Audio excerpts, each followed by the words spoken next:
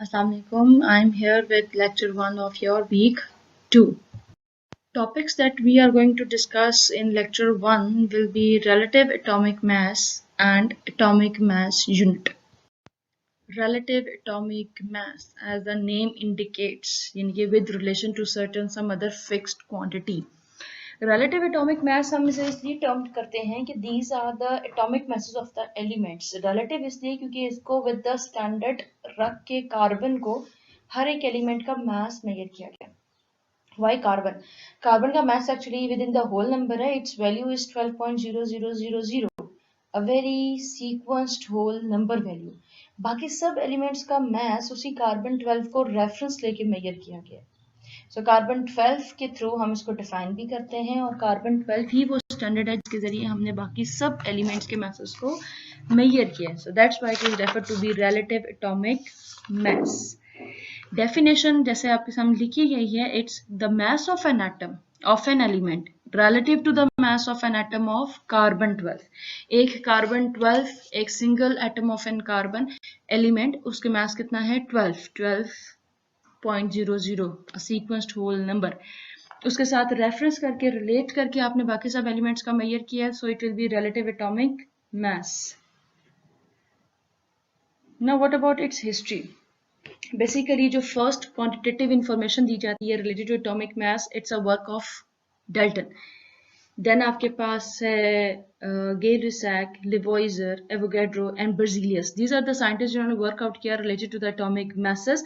और उन्होंने बेसिकली ये ऑब्जर्व किया कि with the combination of the protons और जो डिफरेंट प्रोपोर्शंस हैं विद इन द एटम, जिसमें न्यूट्रॉन्स भी हैं, उनका कम्बिनेशन है आपके पास एटॉमिक मैस. एक atom extremely itself singly is a minute particle, tiny particle है. ये पॉसिबल ही नहीं है कि आप उसको सेपरेटली एक सिंगल इंडिविजुअल का मास मेजर करें. सो हम इसको क्या करते हैं कि एक एटम को बेसिकली रिलेट कर लेते हैं with some other standard one, और वो स्टैंडर्ड रखा गया कार्बन को. सो कार्बन के ही स्टैंडर्ड रखने से हमने इसको मेजर आउट किया है with the remaining elements. For example when we say the relative atomic mass of hydrogen, तो वैसे तो आप पढ़ कर आए कि हाइड्रोजन का मास 1 है, but what about the relative atomic मास जिसमें पॉइंट्स और फिगर्स लिखी जाती हैं, it's 1.008 AMU. Calculation of relative atomic mass, how can you calculate. इसके लिए आपको एक वैल्यू का पता होना चाहिए which is the percentage of an element as massive as to that of carbon. For example, आपके सामने लिखी गई है हाइड्रोजन के लिए. We say that hydrogen atom is approximately 8.40% as massive as the standard carbon. So carbon के मास का इतना परसेंटेज हैवियर है हाइड्रोजन. So जब आप उसे परसेंटेज को फिगर आउट करते हैं तो divided with 100 and multiply with the mass of carbon which is 12. So answer will be 1.008 AMU. So अगर आपको मैसिव परसेंटेज पता हो एक एलिमेंट की विद रेफरेंस टू कार्बन, आप उसका रिलेटिव एटॉमिक मास कैलकुलेट कर सकते हैं. Here is an activity based on relative atomic mass. Calculate the relative atomic mass of the following, और आपको उन सबकी percentages given है. The very simple thing is just write down the formula, substitute the values and you will get the relative atomic mass. Similar way में आपने perform करना relative atomic मास. जैसे आपके सामने कैलकुलेट किया गया, nitrogen it comes out to be 14.0067. Oxygen it's 15.9994. Aluminium it is 26.9815. यहाँ आप देख रहे हैं relative atomic mass comes out to be in different decimal figures. Instead of that कि हम उन्हें यूज करें, हम इनको होल नंबर में राउंड ऑफ करके फिगर्स को यूज करते हैं. लाइक एन एग्जांपल ऑक्सीजन यहाँ आ रहा है आपके पास 15.994, हम इसे जनरली 16 काउंट करते हैं. सो होल नंबर में करके उसे तब यूज किया जाएगा. Atomic mass unit, maths number जैसे आप पढ़कर आए हैं, फिर रिलेटिव एटॉमिक मास पढ़कर आए हैं, तो मैथ्स को लिखते हुए डेफिनेटली यहाँ कोई यूनिट देना नेसेसरी है. वैसे भी तो पढ़ते हैं कि टू मेजर द थिंग्स, जैसे मैसिव होती हैं, वॉल्यूम होते हैं, लेंथ में होती हैं, we have to use different units along with that. Maths का यूनिट तो आपने पढ़ा है उन सब चांसेस के लिए that are larger and can be viewed with the naked eye. Like आप ग्राम पढ़ते हैं, किलोग्राम पढ़ते हैं, but these are somewhat very larger figures. Larger values के लिए, लार्जर क्वांटिटीज के लिए यूज किया जा सकता है जहाँ मैग्नीट्यूड काफी ज्यादा हो. एटम चूंकि बहुत ही स्मॉलेस्ट है, टाइनी है, can not be even viewed with the naked eye. So उसको क्वांटिफाई करने के लिए we have to use some smaller unit. और वो स्मॉलर यूनिट क्या है? It's an AMU, atomic mass unit. ये कितनी क्वांटिटी का होता है? ये एक मोल सब्सटेंस में जितने ग्राम्स हैं ये उतनी क्वांटिटी की इक्वल है. और जो एटॉमिक मासेस हैं उनको लिखने के लिए आप AMU ही यूज करेंगे, atomic mass units, not grams और not in kgs. So atomic mass unit है जिसमें atomic masses को लिखा जाएगा. Over here relative atomic masses of some elements are list over here. उनके साथ आप एंड पे देख रहे हैं कि AMU mention है. AMU are the units. So like for example over here the hydrogen is 1.008 AMU. Sulfur is 32.06 AMU. So make sure that whenever you write down the atomic mass of any element, you have to give up their units as well. Thank you. That's all from the lecture 1, which is related to week 2. Okay, Assalamualaikum. Let's begin with the lecture 2 of week 2. In this lecture, we are going to discuss about the empirical formula and molecular formula. These two formulas are basically the types of chemical formula. So chemical formula kya hai and how these two types are different and how to represent the different chemicals with the help of these formulas will be discussed in this lecture. As I said that these two are the types of chemical formula. So first we have to define about the chemical formula.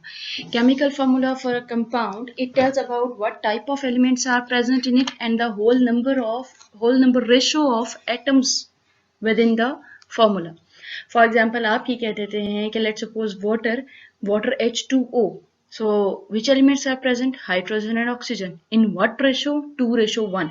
So the formula, symbolic representation of a compound is labeled to be a chemical formula. So chemical formula तो simply हम ये कह देते हैं कि किसी भी compound को जिन symbol से और number of atoms से represent किया जाता है वो formula लिख दिया जाए. What about its two types? यहाँ just ये दो types discuss की जाएंगी which are empirical formula and molecular formula. Let's start in the form of differentiating.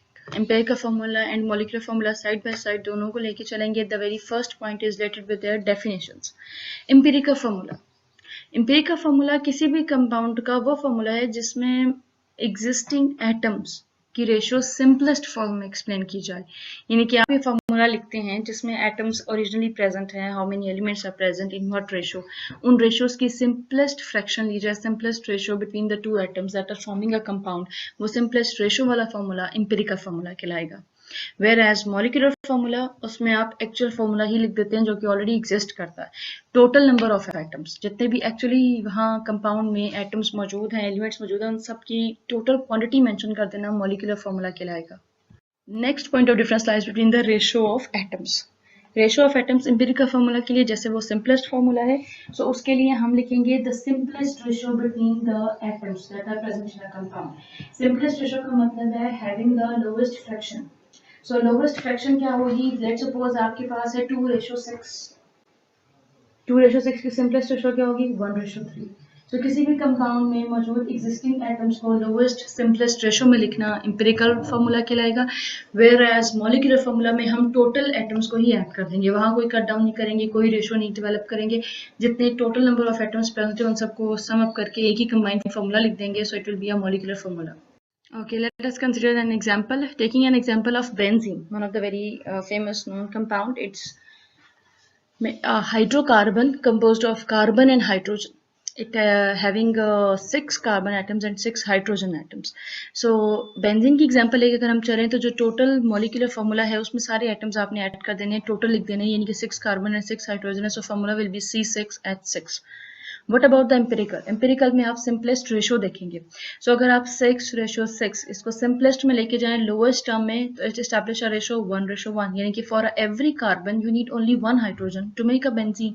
So simplest ratio is 1:1. So empirical formula will be C1H1 or you simply write it as CH.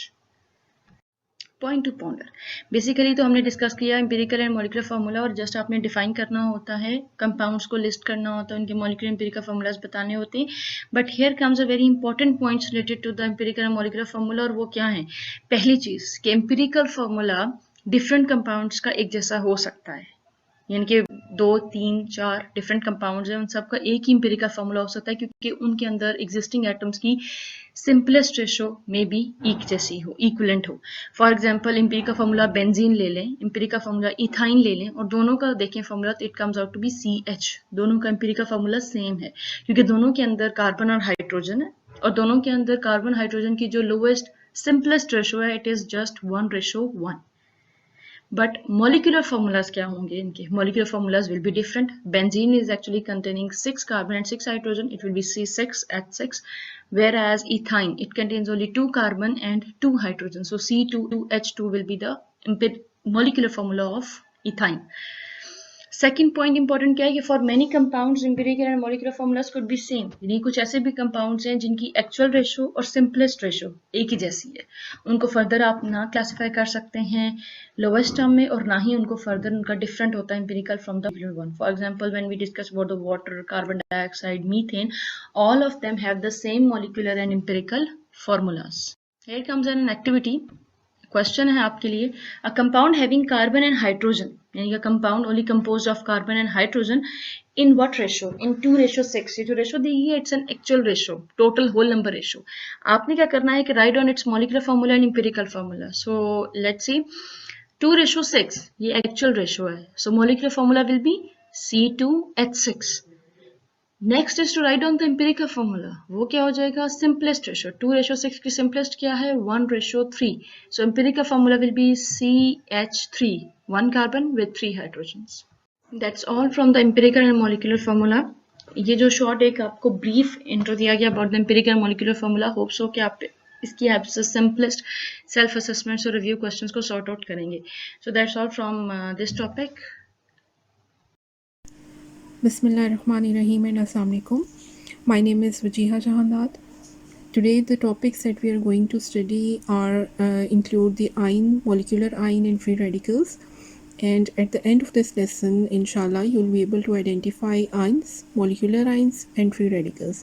And you'll also be able to differentiate between ion and free radical. Okay, the first chemical species that we are going to discuss is the ion. Ion is basically an atom or molecule with a net electric charge on it. There are basically two types of charges, the positive and a negative charge.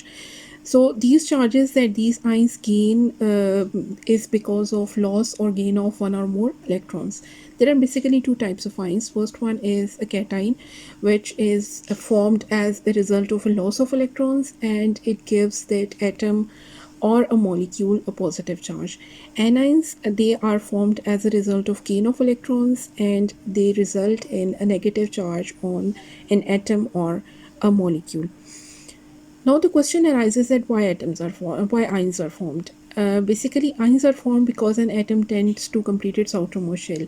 As you have already studied about octet and duplet rule in grade 7th, so I'll be using those terms in order to explain the formation of ions. As you know that the atomic number is the number of electrons in an atom, and it is also the number of protons in the same atom. Like if we talk about chlorine atom, its atomic number is 17, and it has 17 electrons and 17 protons in it. And its outermost shell, it contains 7 electrons. Now if it wants to complete its outermost shell, it has to gain 1 electron in order to obey octet rule, or in short you can say that in order to gain 8 electrons in the valence shell. When it gains 1 electron, in start there was no charge on the atom, but when it gains 1 electron, the number of electrons in chlorine would be 18 electrons, and the protons are the same. So when you calculate minus 18 plus 17, the net charge on that atom would be -1. So and an anion is formed. You can write chlorine like this, the symbol of chlorine and the charge in the superscript. In case of sodium atom, a sodium atom loses 1 electron, thus it forms a cation. Due to loss of 1 electron, it would gain a +1 charge on it, and that would form an cation. I want to make one thing clear here, that the charges are always written in the superscript and the number of atoms are written in the subscript. Now since we were talking about simple ions or the atomic ions, so there is always involved 1 atom information of that one. But ions can also be formed by molecules. What are molecules? Molecules are basically those species that are formed as a result of combination of 2 or more than 2 atoms. For example, when oxygen and hydrogen combine, if a -1 charge is written on it, then we can say that since it is composed of 2 atoms, it is a molecule. And if that molecule gains any charge, then that would be called as a molecular ion. So hydroxyl ion OH-1, this is an anion. Cyanide, Cn minus 1, gains 1 electron to form anion. Then nitrogen, there are 2 nitrogen atoms. 2 is written in subscript, thus there are 2 nitrogen atoms, and plus 1 is in superscript, thus this nitrogen molecule is losing 1 electron to form N2 plus 1 cation. Then in case of oxygen, there are 2 oxygen atoms, it loses 1 electron, that whole molecule loses 1 electron. So O2 plus 1 is oxygen cation. Okay, the difference between an atom and an ion is very simple. Atom is the smallest unit of an atom, and ion, it may be an atomic ion or a molecular ion. It may be a single particle or collection of particles. Atoms, they always take part in chemical reaction because they have incomplete shells. That's why they take part in chemical reactions. But whenever an atom forms an ion, it has gained or lost electrons, and it has gained the same number of electrons, or same number of electrons are lost or gained that are required to complete its outermost shell. Thus, that ion, since it has already gained and lost electrons, it cannot participate in a chemical reaction. An atom is not independent, as we are saying that it takes part in chemical reaction. That's why it can never be formed as an independent species in a solution. Whereas an ion, it is an independent species. It can exist as an independent species because it has already completed its outermost shell.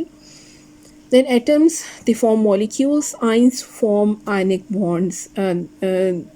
Positive and negative charges, they combine together to form a new type of molecule, and that molecule, that bond or that attraction between that positive and negative ion is called as an ionic bond. Then electrons and protons are equal in an atom, but in case of ion, the electrons and protons are not equal because ion is formed as a result of gain or loss of electrons. So either electrons, so the protons and electron number would always be different. Atom is a stable species, whereas ion is unstable. Okay, Ji, that was all related to ion. The second chemical species that we are going to study today is a free radical. A free radical is any molecular species that contains an unpaired electrons in its orbit. The presence of unpaired electrons, it gives a free radical many common properties. These radicals are basically unstable, they are highly reactive, and they can either donate an electron or they can accept an electron. Just remember one thing, that electrons, they are always present in the form of pair. When an electron is present as an unpaired species, then that electron, it would be unstable. It would that atom would tend to gain electron, or it would tend to lose this unpaired electron. Okay, Ji, you can see a stable atom which has all paired electrons, but if that atom has missing one electron, this pair is incomplete, there is just one electron and the other electron is missing, so this one is an unpaired electron. This unpaired electron gives this atom more reactivity. It would tend to gain an electron, or it would tend to lose this electron to another atom. So it can act both ways. How to identify a free radical? A free radical will always have a dot on it, and that dot represents an unpaired electrons. A notable example of a free radical is an hydroxyl. Example is given here. You can see an unpaired electron here. This unpaired electron forms this OH negative, a free radical. Then also a carbene, these are 2 electrons. These 2 electrons are present as separate. These are written in the form, you can say that they are present in the form of a pair, but they are basically present in separate orbits as an unpaired electron. So other examples of chemical species that is free radical is NH2. It has unpaired electron. This dot is visible here. Then CH3, if it is written as an open structure, then this dot is visible here. This is a free radical.